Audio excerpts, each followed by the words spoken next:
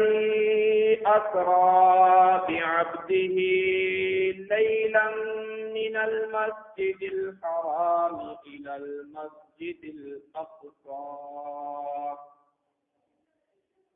المسجد الأقصى الذي باركنا حوله لنريه من آياتنا إنه هو السميع البصير. صدق الله العلي العظيم وصدق رسوله النبي الكريم. نحن على ذلك من الشاهدين والشاكرين والحمد لله رب العالمين. إن الله وملائكته يصلون على النبي يا أيها الذين آمنوا صلوا عليه وسلموا تسليما. الصلاة والسلام عليك يا سيدي يا رسول الله وعلى آلك وأصحابك يا حبيب الله. الصلاة والسلام عليك يا سيدي يا رسول الله وعلى آلك وأصحابك يا رحمة للعالمين. اللهم صل وسلم وبارك على سيدنا ومولانا محمد كريم الآباء والأمهات وعلى آله وأصحابه وأولياء أمته وعلماء ملته وأمته أجمعين. عدد کرمک یا کریم یا کریم یا کریم یا کریم. وہ سوئے لالازار پھرتے ہیں، وہ سوئے لالازار پھرتے ہیں، تیرے دن اے بہار پھرتے ہیں، تیرے دن اے بہار پھرتے ہیں. جو تیرے در سے یار پھرتے ہیں، جو تیرے در سے یار پھرتے ہیں، در بدر یوں ہی خار پھرتے ہیں، در بدر یوں ہی خار پھرتے ہیں، تیرے دن اے بہار پھرتے ہیں. اس گلی کا گدا ہوں میں جس میں، اس گلی کا گدا ہوں میں جس میں مانگتے تاجدار پھرتے ہیں، مانگتے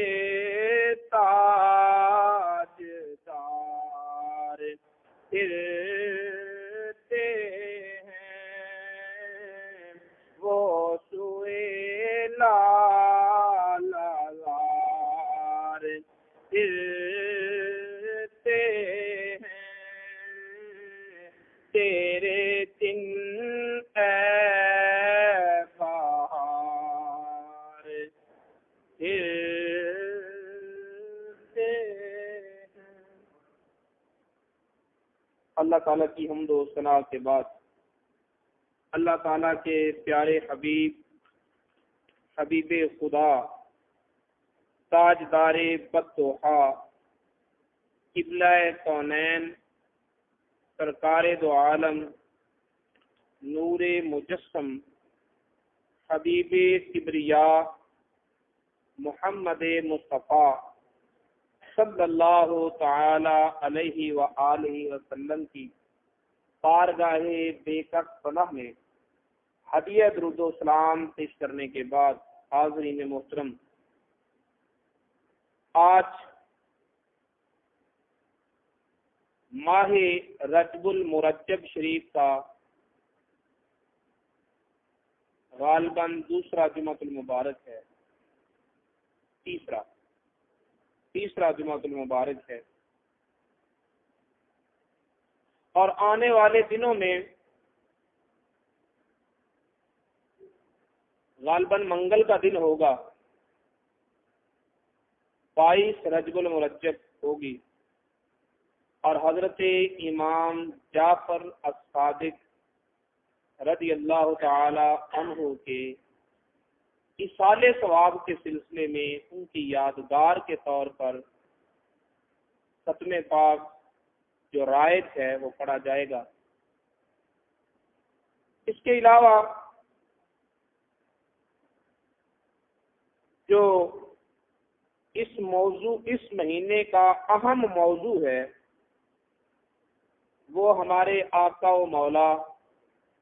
ملجا و ماوا حضرت فخر رسول مولا کل فخر آدم و بنی آدم باعث نجات مذنبین شفیع اعظم احمد مجتبی محبوب کبریا حضرت محمد مصطفیٰ صلی اللہ تعالی علیہ وآلہ وسلم کو عطا کیا جانے والا معجزہ معراج ہے۔ حاضرین محترم، جب سے حضرت انسان کی تخلیق ہوئی، دنیا انسان زمین میں عالم ناسوت میں تاریخ انسانی کا آغاز ہوا، تب سے لے کر آج تک 1 لاکھ اور ایک روایت کے مطابق 2 لاکھ کئی ہزار انبیاء کرام انسان کی فلاح و بہبود، تعلیم و تربیت اور سامان ہدایت لے کر اللہ کی طرف سے مبعوث ہوئے۔ ہر قوم کی طرف آنے والا نبی اللہ تعالیٰ کی طرف سے معجزہ لے کر آتا، اور ہر نبی کا معجزہ اسی نوعیت کا ہوتا جس نوعیت کا ارتقاء اس قوم کے مقدر میں لکھ دیا جا چکا تھا۔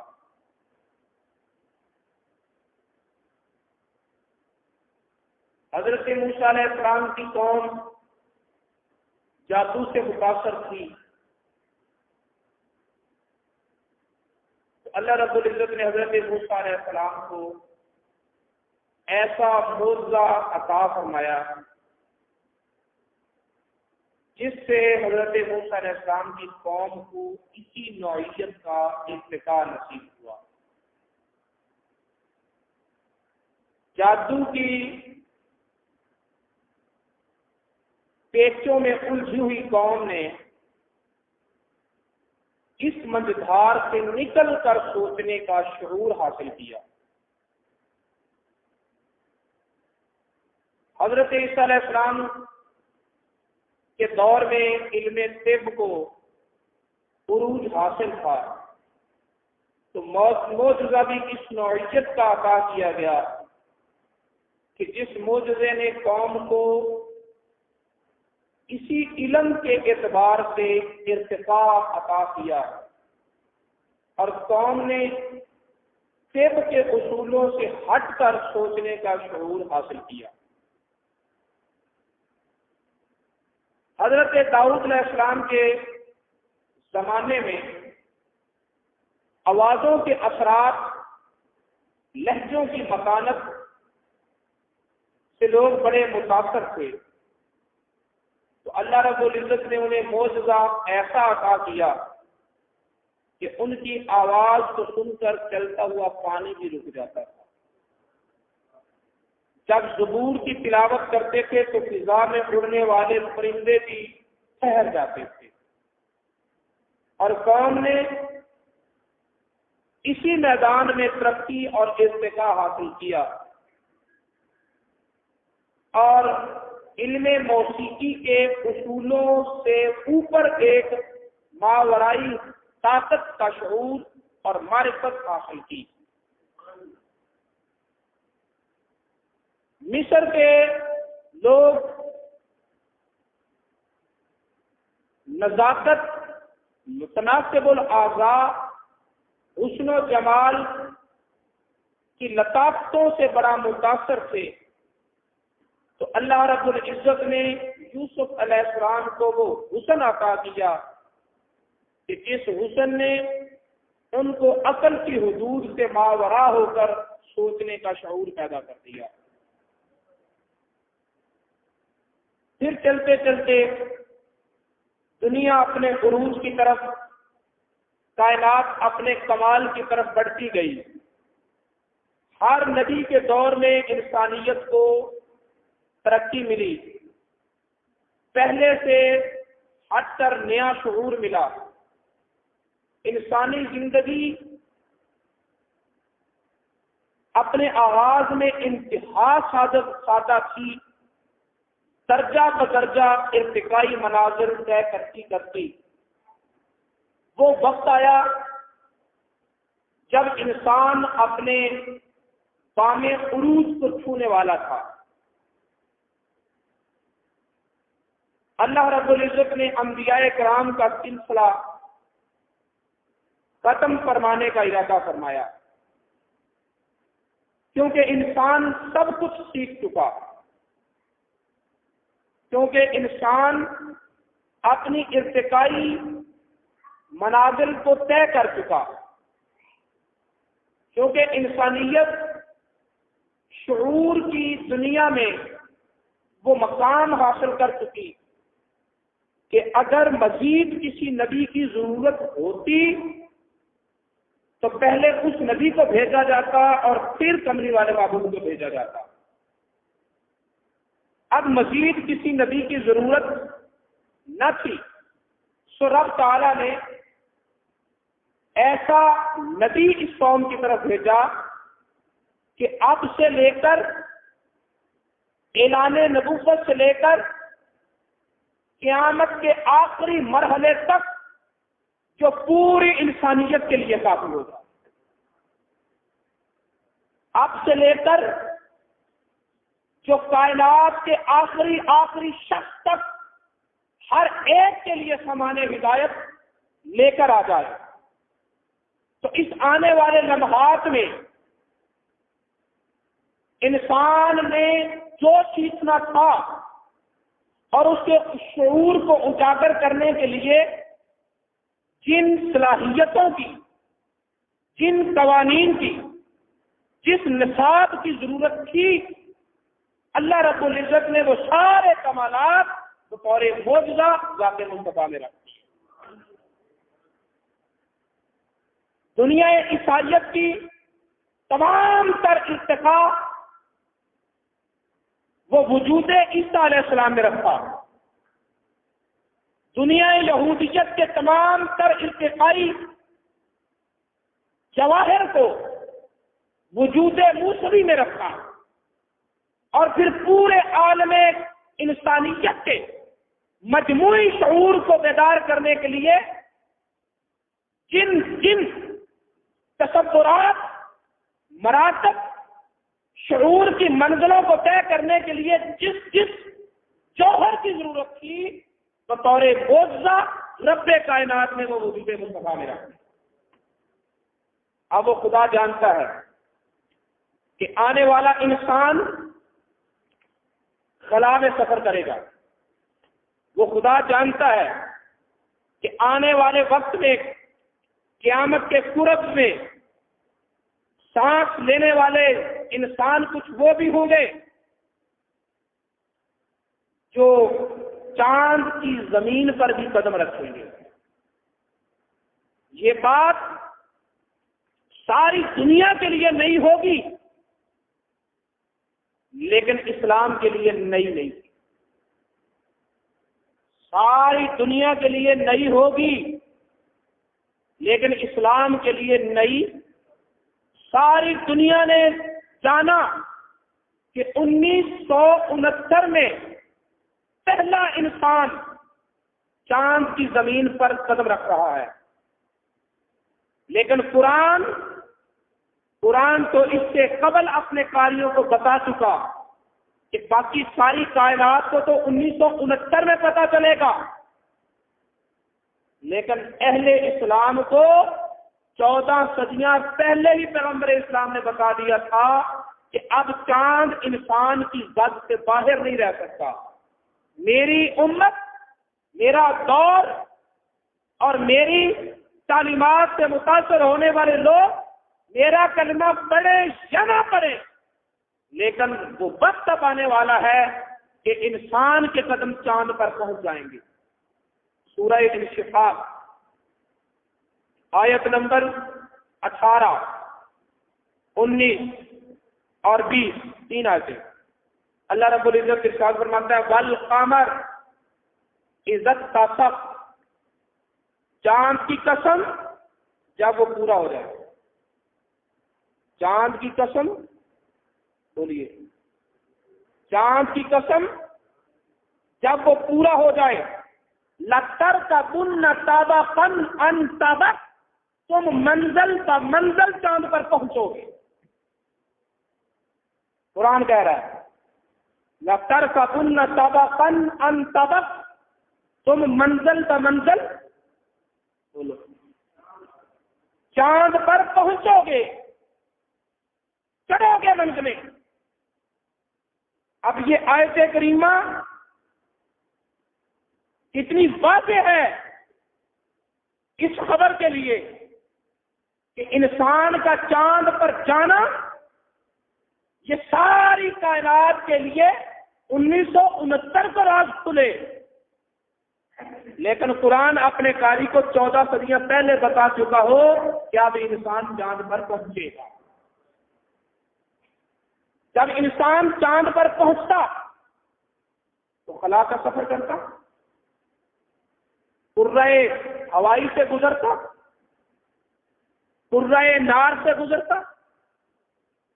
قرۂ آب سے گزرتا، ان گیسوں کے مقدار سے گزرتا، اوزون کی تہ کو تراش کرتا، اور 1969 میں دعویٰ کرتا کہ ہاں ہم امریکہ کے سائنسدان ہیں جنہوں نے سب سے پہلے خلا کا سفر کیا،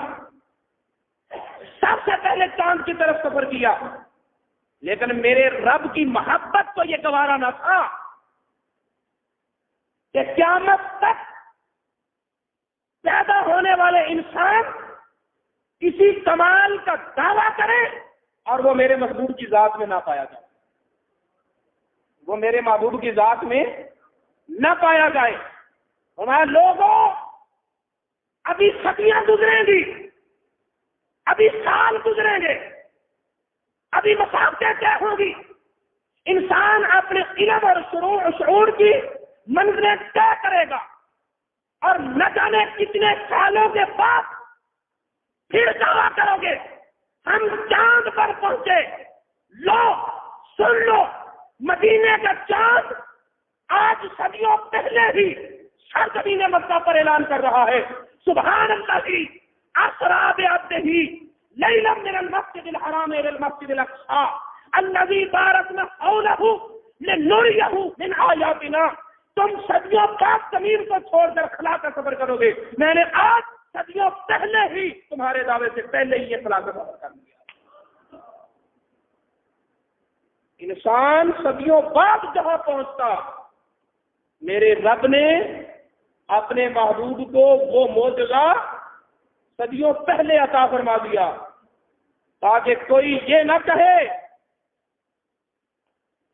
کہ خلا کا سفر سب سے پہلے ہم نے کیا۔ جب بھی سائنس اس نقطۂ ارتقاء تک پہنچے تو یہاں چاند پر پہنچ کر بھی انہیں نظر آ رہا ہو کہ ابھی تو مدینے کا چاند اس سے بھی آگے ہے، مدینے کا چاند ابھی اس سے بھی آگے ہے۔ جب ہم خلا میں سفر کرتے ہیں تو سائنس کے کہنے کے مطابق 40,000 کلومیٹر فی گھنٹہ کی رفتار ہو تو ہم خلا کا سفر کر سکتے ہیں۔ اس سے کم رفتار میں ہم کرۂ ہوائی کو کراس نہیں کر سکتے۔ کرۂ ہوا جو ہے 40,000 کلومیٹر فی گھنٹہ، فضا میں اڑنے والے جہاز کم و بیش اسی رفتار سے سفر کرتے ہیں۔ 40,000 کلومیٹر فی گھنٹہ کی رفتار ہوگی تو ہم کرۂ ہوا کو کراس کر پائیں گے۔ اس سے کم رفتار میں کرۂ ہوا کو ہم کراس نہیں کر پائیں گے۔ اور اگر اتنی بھی رفتار ہو تو انسان کو زندہ رہنے کے لیے جن انرجیوں اور گیسوں کی ضرورت ہے، آکسیجن کی ضرورت ہے، اس کے علاوہ اور چیزیں ہیں جن کی ضرورت ہے، قوت سماعت کو برقرار رکھنے کے لیے کچھ دباؤ کی ضرورت ہے، قوت بصارت کو قائم رکھنے کے لیے کسی ٹھہراؤ کی ضرورت ہے، اور اس دباؤ اور ٹھہراؤ کو باقی رکھنے کے لیے جہاز کے اندر ایک مصنوعی ماحول اور مصنوعی دباؤ اور مصنوعی گیسوں سے ایک ماحول قائم کیا جاتا ہے، اور وہ ماحول بالکل اوریجنل نہیں ہوتا، صرف مصنوعی ہوتا ہے، صرف مصنوعی ہوتا ہے، اس لیے کہ جہاز جتنی سپیڈ سے، جتنی رفتار سے اڑ رہا ہے، اتنی رفتار پر پہنچ کر دباؤ رہتا ہی نہیں، اتنی رفتار میں پہنچ کر دباؤ نہیں رہتا، اور اگر دباؤ نہ رہے تو اس کا مشاہدہ خلائی سفر کرنے والوں کے تجزیات کا مطالعہ کرنے سے مل جاتا ہے کہ اگر کسی وجہ سے جہاز میں ذرہ بھر بھی سوراخ ہو جائے تو یکدم وہ اندر کا مصنوعی دباؤ جو ہے وہ ختم ہو جاتا ہے،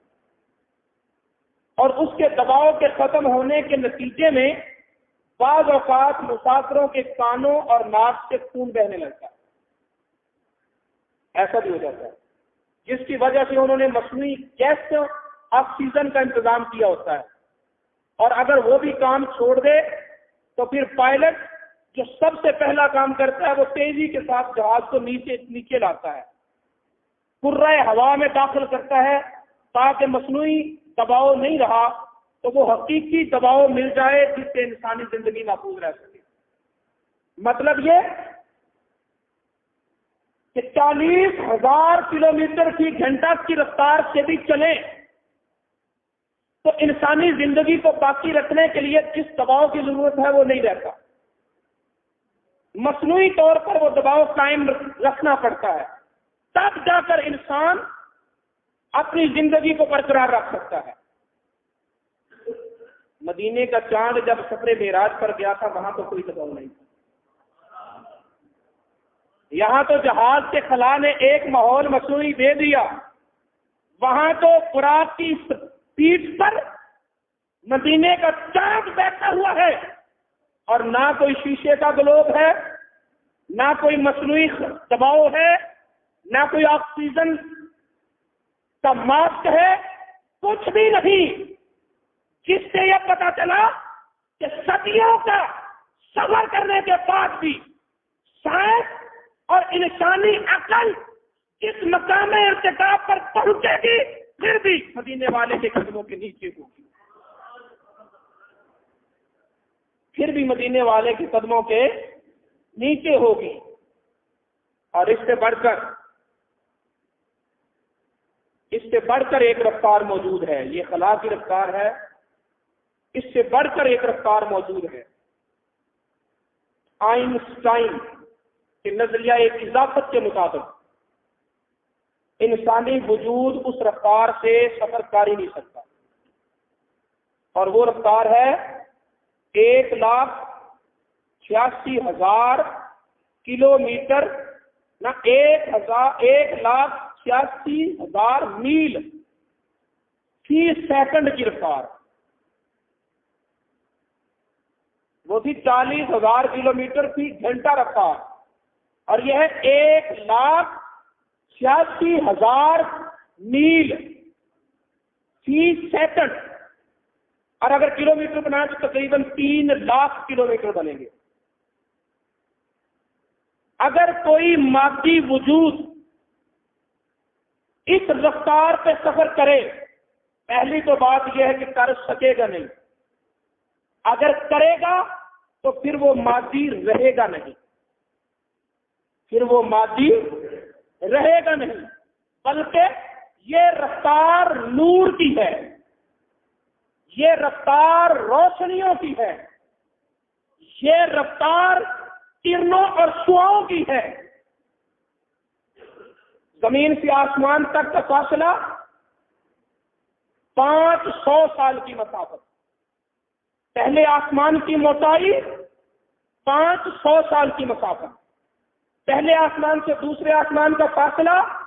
500 سال کی مسافت، دوسرے آسمان کی موٹائی 500 سال کی مسافت، اسی طرح کرتے کرتے چوتھے آسمان پر پہنچو تو چوتھے آسمان پر سورج ہے۔ سورج کہاں ہے؟ بولو تو صحیح۔ ادھر طلوع ہوتا ہے، ادھر اس کی کرنیں زمین پر پہنچ جاتی ہیں، ادھر طلوع ہوتا ہے، ادھر اس کی کرنیں زمین پر پہنچتی ہیں۔ کتنی تیز رفتاری میں سفر کیا، یہ رفتار نور کی رفتار ہے، یہ رفتار روشنی کی رفتار ہے۔ 1,86,000 میل فی سیکنڈ کے اعتبار سے کوئی مادی وجود اس رفتار سے سفر کر نہیں سکتا، اور اگر اس رفتار پر پہنچے گا پھر وہ مادی وجود مادی نہ رہے گا، بلکہ وہ روشنی بن جائے گا، وہ نور بن جائے گا۔ سائنس آج پہنچی اس نقطے تک کہ جو اتنی رفتار سے سفر کرے گا وہ محض مادی نہیں ہوگا، وہ نور ہوگا۔ مدینے کے چاند نے صدیوں پہلے اس سے بڑھ کر رفتار میں سفر کر کے بتا دیا، لوگوں تمہیں نظر تو پتھر آتا ہوں، میری حقیقت نور ہے۔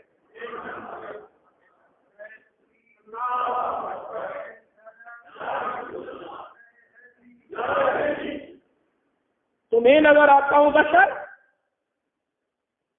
اگر بشر ہوتا تو اس رفتار سے سفر نہ ہوتا، اگر بشر ہوتا تو اس رفتار سے سفر نہ ہوتا، اور اگر میں اس رفتار سے سفر کر گیا ہوں،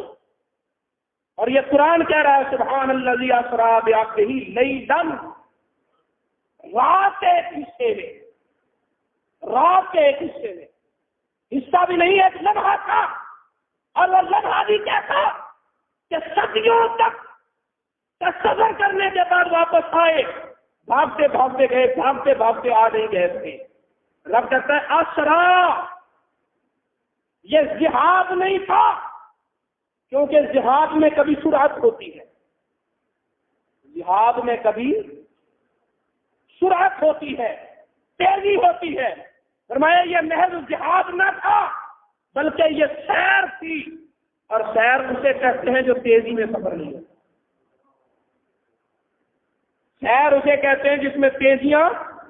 نہیں ہوتی، جہاں مرضی سے کبھی چل پڑے، کبھی رک گئے، کبھی کوئی نظارہ دیکھنے لگ گئے، کبھی کسی سے ہم کلام ہو کر کچھ کہنے لگ گئے، کچھ سننے لگ گئے۔ محض جہاد نہ تھا بلکہ یہ سیر تھی، مرضی سے چلے، جہاں مرضی آئی رکے، جب تک دل چاہا چلے، کتنی دیر چاہا رکے، اور صدیوں کی مسافت طے کرنے کے بعد جب واپس پلٹے تو ابھی زمین نے اس پانی کو جذب نہیں کیا تھا، اسے وضو کر کے ابھی بستر بھی گرم تھا۔ اتنی تیز رفتاری سے جب سفر کر لیا تو پھر مان لو کہ سائنس کی روح سے تو آج آئنسٹائن اس نظریے تک پہنچا کہ اس رفتار سے سفر کرنے والا محض بدن مادی جسم نہیں ہو سکتا، مادی جسم میں یہ طاقت نہیں ہے، یہ نور کی رفتار ہے۔ تو جو اس رفتار سے سفر کر گیا، مان لو نظر وہ اگر سے بشر آ رہا ہے، حقیقت اس کی نور ہے، حقیقت اس کی نور ہے۔ اور اب پھر یہ نہ کہو تم کہتے ہو کہ نبی پاک صلی اللہ تعالی علیہ وسلم نور تھے تو کھاتے کیوں رہے، نور تھے تو پیتے کیوں رہے، سوتے بھی تھے، جاگتے بھی تھے، یہ تو بشریت کے تقاضے ہیں، نور کے نہیں۔ لیکن یہ بھی تو نظر کرو کہ کبھی 8 دن نہیں بھی کھایا ہے کوئی انسانی وجود جو 8 دن تک بغیر کھائے پیے رہ جائے؟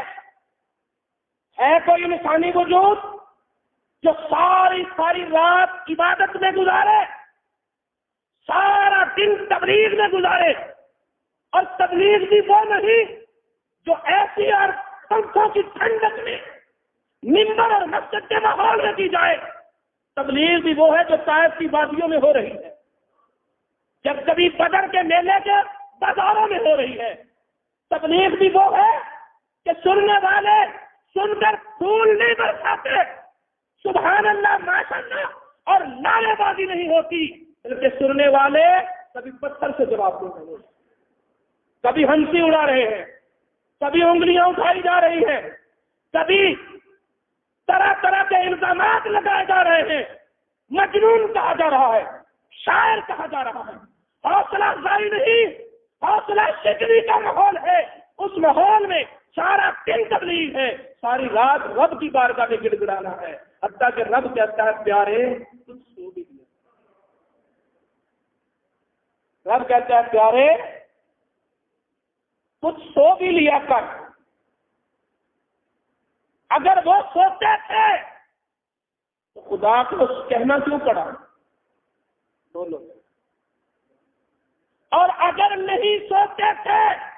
تو ہے کوئی بشر جو نہ دن کو سوئے نہ رات کو سوئے؟ نیند تو بشر کی ضرورت ہے، نیند کے بغیر تو بشر رہ نہیں سکتا، نہ دن سوئے نہ رات سوئے، بغیر نیند کے بھی رہے، بغیر کھانے پینے کے بھی رہے۔ تو کیا بتا رہے ہیں؟ جب نورانیت کا غلبہ ہوتا تھا نہ کھاتے تھے، نہ پیتے تھے، نہ سوتے تھے، اور جب کبھی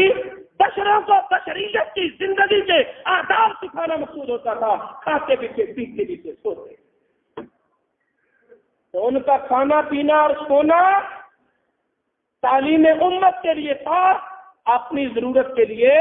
نہ تھا۔ پیر مرشد ابی برحق مرشد کامل خطیب عرب و عجم مبلغ یورپ حضرت بقیت السلف حضرت علامہ مولانا محمد عبدالعزیز چشتی صاحب مدظل العالی، آپ نے عروج المحبوب کتاب لکھی جو زیر طبع ہے، ان قریب منظر عام پر آنے والی ہے۔ اس میں لکھا کہ لوگ تو یہ کہتے ہیں کہ میرے نبی کا 8 دن نہ کھانا معجزہ ہے، سچ کہتے ہیں۔ 8 دن تک نہ پینا معجزہ ہے، سچ کہتے ہیں۔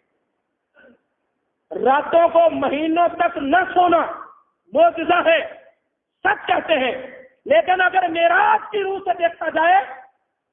اگر بشر ہو کر نہ کھائے تو معجزہ ہے، نور حقیقت ہو تو کھانا معجزہ ہے۔ جس کی حقیقت نور ہو اس کے لیے نہ کھانا معجزہ نہیں، بلکہ اس کا زمین پر آ کے کھانا معجزہ ہے،